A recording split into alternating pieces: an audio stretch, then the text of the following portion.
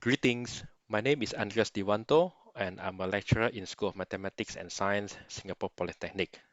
Today I'll be presenting on students' perspective on a long-term home-based learning. So this was a study which is conducted in April 2020 when Singapore went into the so-called circuit breaker period, and because of that all lessons have to be conducted online. So this will be the flow of my presentation. I will start with the introduction, where I will share my motivation, what other people have done, and what eventually I try to achieve from this study. Then I will go through the methodology, and I will talk about the results. The methodology involves some surveys. I'll be talking about the result from those survey, and I will conclude the presentation with my own reflections of this whole project and this whole experience of home-based learning. So in April 2020, Singapore entered the circuit breaker period. In some other country, they call it a lockdown period, and that's not just unique to Singapore because at the time suddenly there's this surge of COVID-19 cases. So many countries actually went into lockdown, including Singapore. But because of that, what happens is that all teaching and learning activities in all level of educational institution, that means all from kindergarten all the way to university and polytechnic, have to be conducted online. Now, this present challenges and to certain extent stress to both, staff and student alike. To be honest, home-based learning or online learning is not something totally new because since our experience with SARS in 2003, home-based learning has been part of the regular exercise in order to get us prepared for to face exactly this sort of situation. Nonetheless, it was still challenges, still face challenges to us because not only just we have to, suddenly move into online learning, but at the same time we also have to adjust to the new normal of working from home, studying from home, and also all sort of safety measure that that can be implemented by the government. And we have to learn new technology. We need to learn this Microsoft Teams, which will be used to facilitate online learning in Singapore Polytechnic. And what happened is that this is an unprecedented situation. When we enter the circuit breaker, we had no idea whether this will last for weeks or for months or could be years. So to a certain extent, we face all these things in mind when we enter the period.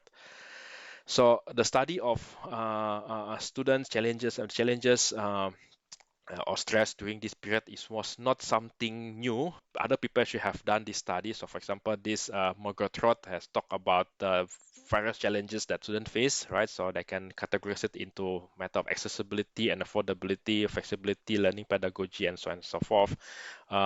In some of them are relevant to Singapore. In Singapore context, some of them are not, right? So, for example, accessibility and affordability. Generally, our students in Singapore are able to access and afford the necessary devices that require for them to help. Even if they are not able to, uh, the government actually make sure the school and government actually work together to make sure that these students are able to afford and access the material. However, because of the timeline, suddenly everything just goes really fast. We have not really thought much about the pedagogy, a suitable pedagogy to conduct the lesson. Essentially, what we did is just to convert what we are supposed to teach in class into online lesson. And there has been this study by Sintema that academic performance of the students tend to drop during this period, and was it home-based learning also have economic, social, and psychological repercussion for the life of student. Because when the students are essentially study from home, the parents are also working from home, and they have to share the same space. Conflict tend to happen, and that sort of affect learning and experience. So with that all in mind, I started this study. First of all, I want to know what are my own student sentiment and concern toward the long-term home-based learning. And of course, if students have a negative sentiment or they have a concern, I want to know how I can help the students to alleviate this concern. So I conducted a survey. Essentially, I conducted the first survey in April 2020. This before the 1 week before the school start, and 83 of my students actually respond to the survey. Then I devised some strategies that I thought could help to alleviate, or to address the students' concern. And then to find out whether that strategy worked or not, I conducted the second survey in June 2020, and 74 of my students responded to the survey. The students I was talking about are my own students from different school in Singapore Polytechnic. So they come from the School of Electrical and Electronic Engineering and School of Mechanical and Aeronautical Engineering, as well as students from the Polytechnic Foundation program. Now, what is common to all these students is that they are all freshmen. So when they're freshmen means they're first year. So what I'm trying to say here is that not only they have to adapt to this new home-based learning experience suddenly. But for this group of students, because they're freshmen, they're first year, they also have to adapt to the polytechnic life. So what I'm trying to say here is that for this group of students, it was actually some sort of double stress from adapting to the new normal. I mean, new home-based learning, as well as stress from adapting to the Singapore to the polytechnic life. So that make actually me even, I mean, as a lecturer at the time, I was actually making me a bit even more worried about that. So these are the results from the first survey.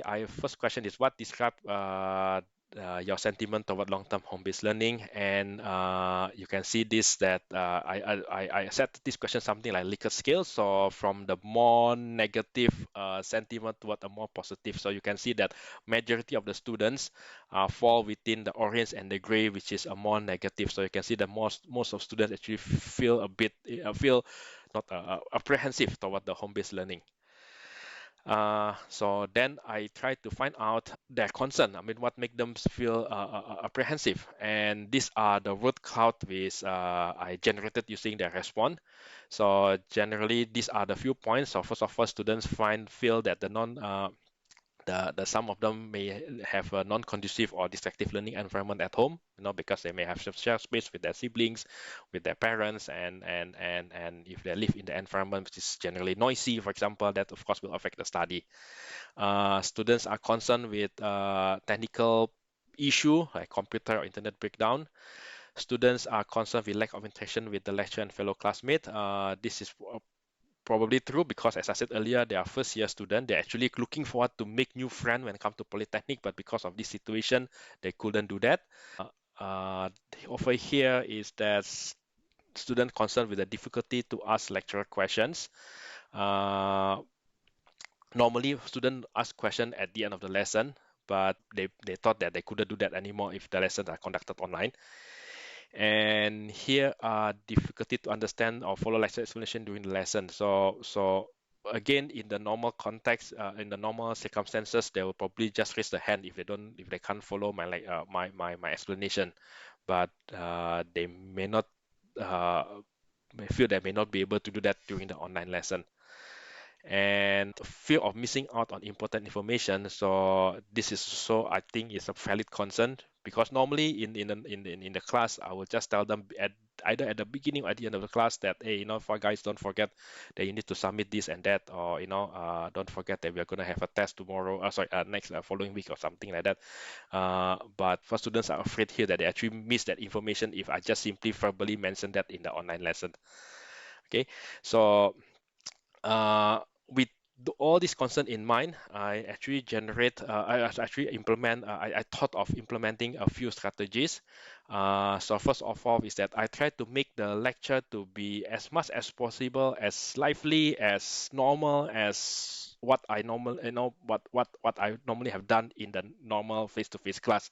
So there is a link to a YouTube video here, where I actually use these Lego toys to demonstrate some physics concept. Uh, the same Lego toys actually being used for the normal lesson as well, right? Uh, Although now we move into the online lesson, I try not to shortchange them by yeah, and of course incorporate the same thing that I did in the normal lecture. And since it's online, so I might as well just record all the lecture and the tutorial, and I help provide these summaries of the lecture materials, as well as the to-do list and on the deadlines. Okay, this is actually to address those students who just now mentioned that they're afraid of missing something important. In Singapore Polytechnic, we use Microsoft Teams as to facilitate our learning.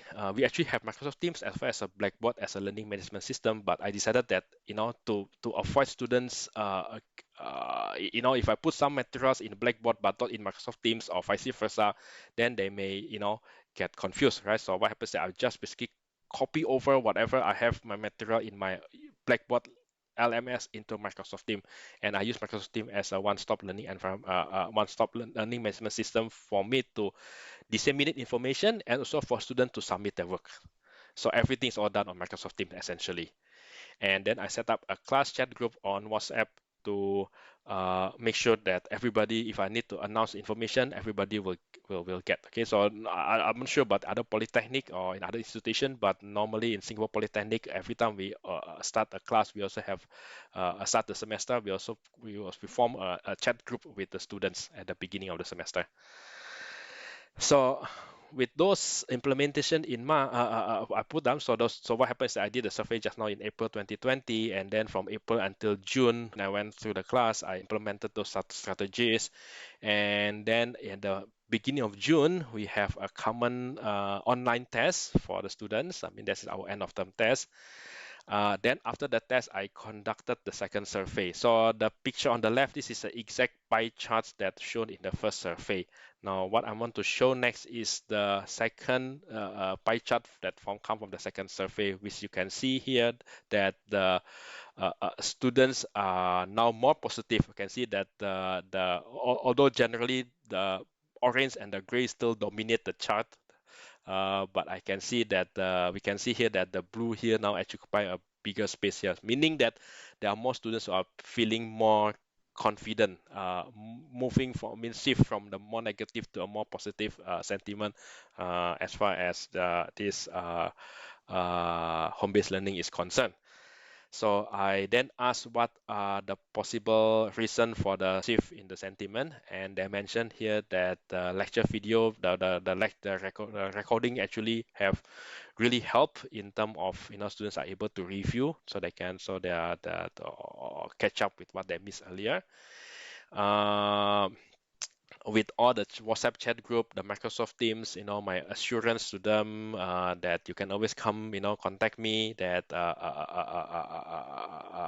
make a note. Also, I promise to them that whatever question they ask me, I will try to reply to them within 24 hours. And I try to make the lecture as the online lecture as lively as the so-called face-to-face lecture. So they actually find that I was approachable, and the earlier concern about not being able to approach the lecturer, couldn't understand the lecture explanation. Those has been debunked. Essentially, they find that my lecture explanation are clear, and in my case, students actually did better in this end of term test compared to the previous year when it was done face to face. So I think students also took this as a sign that they're actually coping well with the home-based learning. So I will almost come to the end. So I just conclude a few points here from this project. Okay, first of all is that I was glad that the strategy that I thought actually helped to have managed to alleviate student concern. In fact, help them shift their sentiment from a more negative to a more positive. And I think we all agree about the importance of technology in facilitating the home-based learning. But I want to emphasize here that the keyword is the facilitating. Technology help in facilitate the home-based learning. But what eventually make home-based learning during COVID-19 pandemic a success is, in my opinion, is the care and concern that we provide for each other. There was one time I was conducting the lesson, and I happened to have a baby at home, and my baby at that time only me and my baby. After I put down my baby to bed, then I started the lesson. But halfway through, my baby woke up and started crying. So what happens is that I was getting a bit panicky. I told the student, "Can you guys wait for a while? I carry my baby into the carrier." Then I was continually teaching while carrying my baby. And what touched me really a lot is that when the baby was crying, when I was trying to struggle to calm my baby down, some students actually turned on the camera and they actually tried to distract my baby, and and it actually worked. So as I think it worked both way. I mean, we show our care and concern to the students. In return, the students also share care and concern to the staff, and at the end of the whole home-based learning experience, we walk out of it feeling that, yeah, we have achieved something. I mean, this is something it's a fit that has not been done before, and I think generally we have a positive experience out of it. And as it's not because, and this positive is not because, oh, the technology work, or not because of the so-called the technological advancement, but because of the kind of concern that we show to each other. So with that in mind, this is just the references I showed earlier. So with that in mind, I would like to thank you for your kind attention. Looking forward to your uh, questions, if any. Thank you so much. Bye bye.